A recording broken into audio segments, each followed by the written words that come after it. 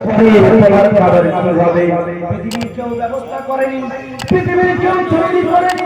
আমি আল্লাহ পাক আল্লাহ রাব্বুল আলামিন তোমার মায়ের দিলের সঙ্গে তোমার দিলটাকে এমন ভাবে কানেক্ট করে দিয়েছি, এমন ভাবে জুড়ে দিয়েছি, তুমি যখন কাঁদবে তোমার কাঁদার আওয়াজটা যখন তোমার জননী আম্মার কানে যখন পৌঁছে যাবে, তোমার মা বুঝতে পারবে যে খিদার কারণে কাঁদছো, নাকি তুমি পেশাব পায়খানা করে কাঁদছো, নাকি তোমার শরীরের কোন জ্বালা যন্ত্রণা হচ্ছে তার জন্য কাঁদছো।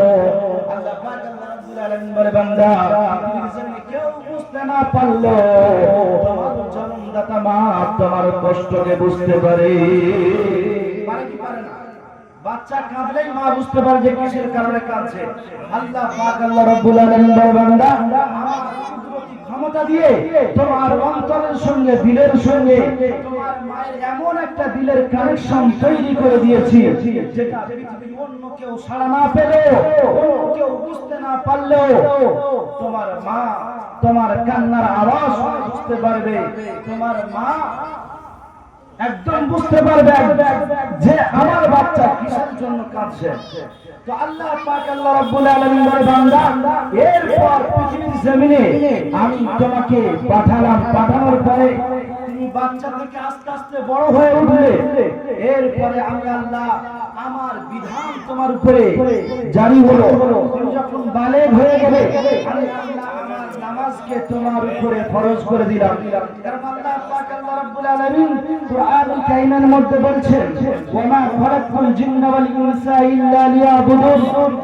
আল্লাহ পাক আল্লাহ রাব্বুল আলামিন এই পৃথিবীর জমিনে আমার বান্দা এবং বান্দীদেরকে সৃষ্টি করেছি আমার ইবাদত করার জন্য। পৃথিবীর জমিন থেকে আমি আপনি যখন চলে যাব, আল্লাহ পাক আল্লাহ রাব্বুল আলামিন আমাকে প্রশ্ন করবে, জিজ্ঞাসা করবে, বান্দা পৃথিবীর জমিনে তোমার উপরে নামাজ ফরজ করেছিলাম, তুমি কতটা নামাজ আদায় করেছো বলো।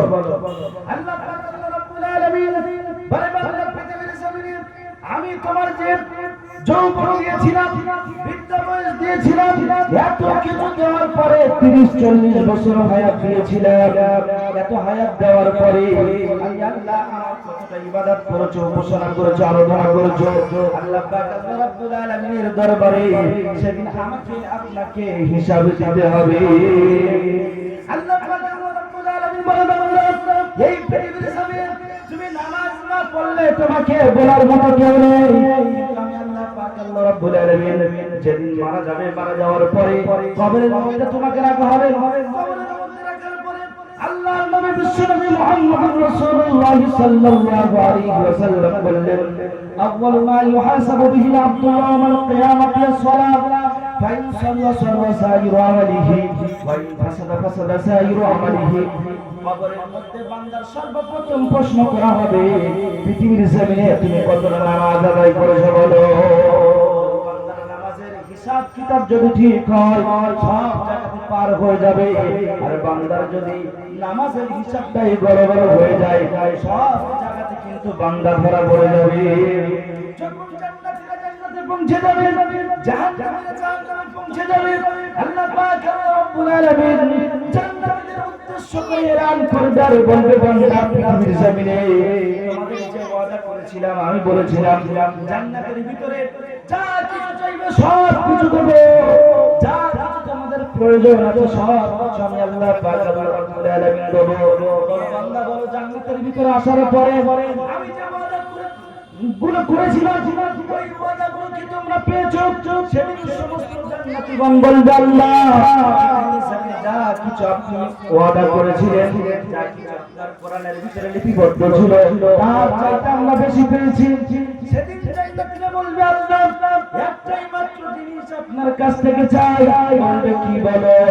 এরপর জান্নাতীরা বলবে, আল্লাহ পৃথিবীর জমিনে আমাদের অনেক বন্ধু বান্ধব ছিল যারা একসঙ্গে মার্কেটিং করেছি, একসঙ্গে হজ করেছি, যাকাত দিয়েছি, সব কিছু করেছি, একসঙ্গে রমজানের রোজা আদায় করেছি, কিন্তু তাদেরকে জান্নাতের ভিতরে দেখতে পাচ্ছি না। আমরা তাদেরকে দেখতে চাই জাহান্নামের ভিতরে আছে কিনা।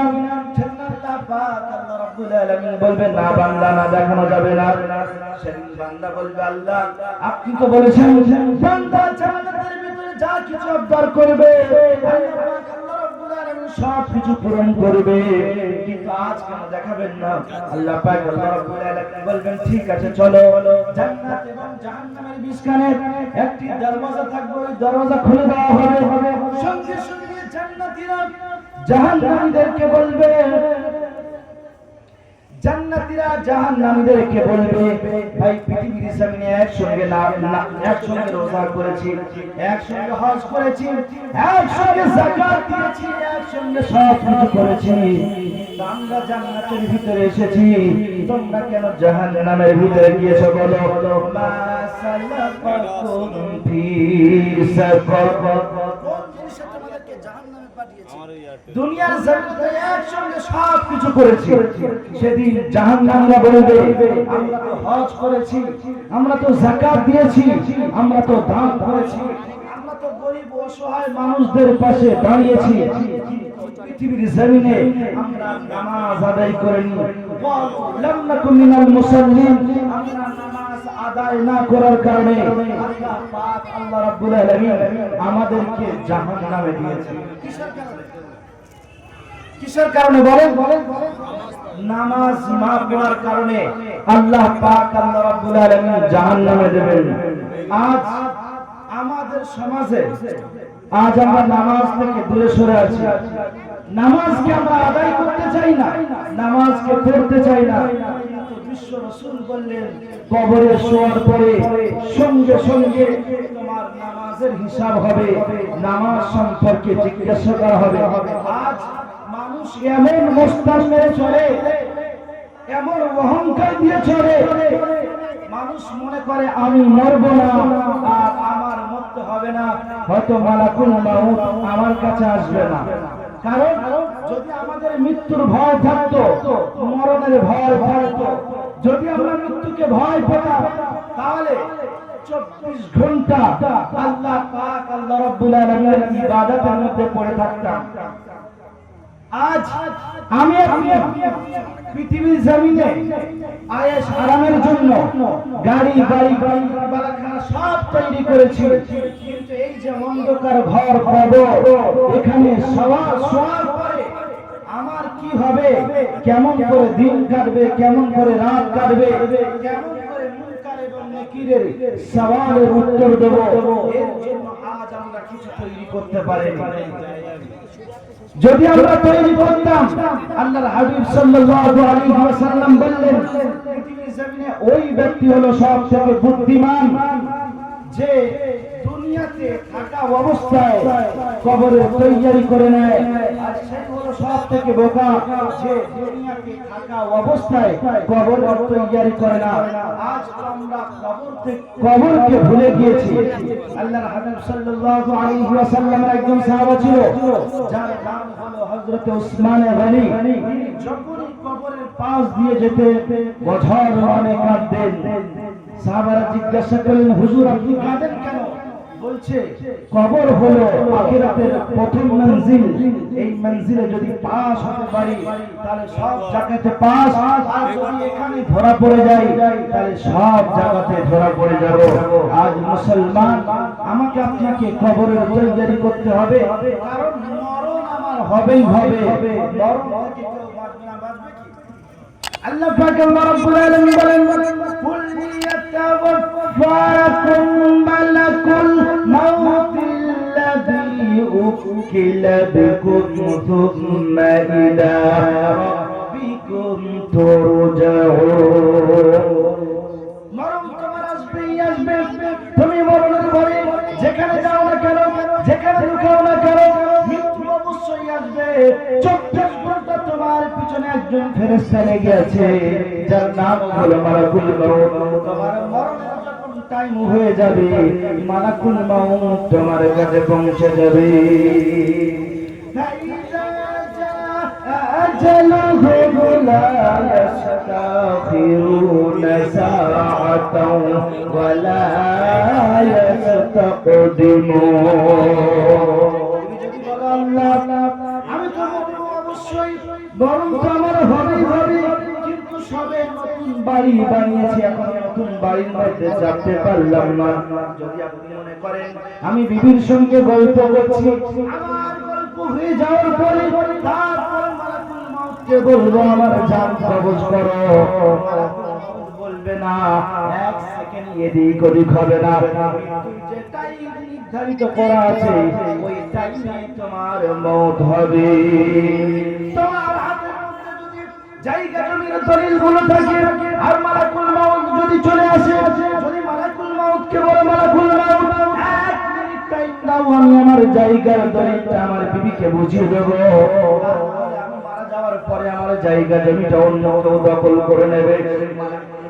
বলবে না, টাইম দেওয়া যাবে না, আর সময় দেওয়া যাবে না। আল্লাহ পাক আল্লাহ রাব্বুল আলামিন তাই কোরআনুল কারীমের মধ্যে বললেন, ফাইজা জাআতুহুম লা ইস্তাখিরুনা সাআতাও ওয়া লা ইস্তাকদিমুন। আমার বান্দার মৃত্যু টাইম যেটা নির্ধারিত করা আছে ওই টাইমের মধ্যে মওত হবে, ওই টাইমের মধ্যে মরণ হবে। আমার বান্দার মৃত্যুটা এক সেকেন্ড এদিক হবে না, এক সেকেন্ড ওদিক হবে না। যেই টাইম তোমার মরণ নির্ধারিত করা হয়েছে ওই টাইমের মধ্যে তোমার জান কবজ করা হবে। আমার বাচ্চা শোনাচ্ছেন মুসলমান ভাইরা, আমি আপনি যদি মৃত্যুর ভয়ে মহাশূন্যের ভিতরে চলে যাই, আমি আপনি যদি মরণের ভয়ে সমুদ্রের গভীর গহনে চলে যাই, যদি মরণের ভয়ে পাতালের অতল তলদেশে চলে যাই, মরণের ভয়ে যদি কাচের ঘরের মধ্যে বন্দী হয়ে যায়, আল্লাহ পাক আল্লাহ রাব্বুল আলামিন বলে, বান্দা পৃথিবীর যে প্রান্তে যাও না কেন, যেখানে যাও না কেন, আমার মালাকুল মউত তোমার জান কবজ করে নিয়ে চলে আসবে। আইনামা তাকুনু ইউদরিকুমুল মাউতু ওয়ালাউ কুনতুম ফি বুরুজিন মুশাইয়াদা। যেখানে লুকাও না কেন, যেখানে যাও না কেন, আমার মালাকুল মউত তোমার কাছে পৌঁছে যাবে, তোমার জান কবজ করে নিয়ে চলে আসবে। এরপর আল্লাহ পাক আল্লাহ রাব্বুল আলামিন বলে, বান্দা মত যদি তোমার হবে, এরপরে আমার কেমন করে নাফরমানি করো, আমাকে কেমন করে ধোঁকা দাও। আল্লাহ পাক আল্লাহ রাব্বুল আলামিন বলে, বান্দা কাইফা তাকফুরুনা বিল্লাহি ওয়া কুনতুম আমওয়াতান ফাআহইয়াকুম থুম্মা ইউমীতুকুম থুম্মা ইউহয়ীকুম থুম্মা ইলাইহি তুরজাউন। কেমন করে আমাকে অস্বীকার করো, কেমন করে আমার নাফরমানি করো। এই পৃথিবীর জমিনে আমি আল্লাহ তোমাকে হায়াত দিয়েছি, আবার তোমাকে মারবো, আবার তোমাকে জমিন থেকে জিন্দা করে আমি আল্লাহ পাক আল্লাহ রাব্বুল আলামিন তোমাকে তুলে আমার কাঁধে গোড়ার মধ্যে দাঁড় করাবো। তাই আমরা মাটি দেওয়ার সময় একটা দোয়া পড়ি, কোরআন শরীফের একটা আয়াত আমরা প্রত্যেকে জানি, মিনহা খালাকনাকুম ওয়া ফিহা নুঈদুকুম ওয়া মিনহা নুখরিজুকুম তারাতান উখরা। মিনহা খালাকনাকুম, আমি আল্লাহ এই মাটি দিয়ে তোমাকে সৃষ্টি করেছি, তৈরি করেছি। ওয়া ফিহা নুঈদুকুম, আমার এই মাটির মধ্যে তোমাকে রাখা হবে। ওয়া মিনহা নুখরিজুকুম তারাতান উখরা, আবার এই মাটি থেকে তোমাকে জীবিত করা হবে, তোলা হবে। যখন কাফের বেঈমান বেদিনরা এই আয়াত যখন শুনলো, তারা বলল, আরে পাগল হয়ে গিয়েছো নাকি? মানুষ তো মারা যাওয়ার পরে মাটির সঙ্গে মিশ্রণ হয়ে যাবে, মাটির সঙ্গে মিশে যাবে, এরপরে আবার কেমন করে জীবিত করবে? তো আল্লাহ পাক আল্লাহ রাব্বুল আলামিন কাফের বেঈমান বেদিনদের এই প্রশ্নের উত্তর দিতে গিয়ে কোরআনে বিভিন্ন রকম আয়াত অবতীর্ণ করলেন, নাযিল করলেন, আর জানিয়ে দিলেন, বান্দা দেখো পৃথিবীর জমিনে মানুষ মারা যাওয়ার পরে মাটির সঙ্গে যখন মিশে যাবে, আবার আল্লাহ কেমন করে জীবিত করব, কেমন করে